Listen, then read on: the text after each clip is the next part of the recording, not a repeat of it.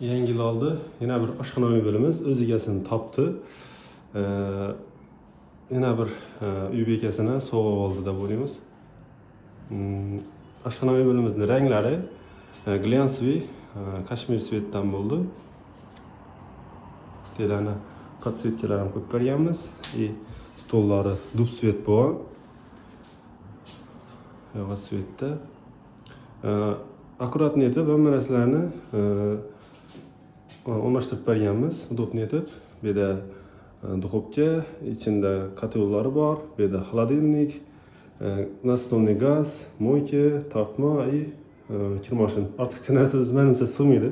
Hamma narsani joylashtirib berganmiz o'zi. Bu yerda shunday ziravor, shunday narsalarni ko'p qo'yadigan kargon qo'yib berganmiz. Chiroyli bo'lib chiqdi, xudo xolasa. Bu yerda sushilkalar qo'yib berganmiz, idish tovoq terish uchun. Bu uyga biz oldin ham mebel ishlaganmiz. Bir istoriyamdan qo'yib shkaf ishlab berdik bu uyga. Endi xudo xolasa ishlarimiz yoqib, kuxnya bilan ishlab berdik. Bu yerda shkaflarni ko'rsatib beraman. Shkaflari ishlab berdik. İşlerimiz ma'qul kelib, oshxonaviy bilan zakaz etdilar. Bu shkafni tayyor bo'lgandan menimcha 6-7 oy bo'ladi. Ko'ringlar, ishlarimiz yoqqan bo'lsa, fikrlaringizni kommentariyada bildirib qo'yinglar.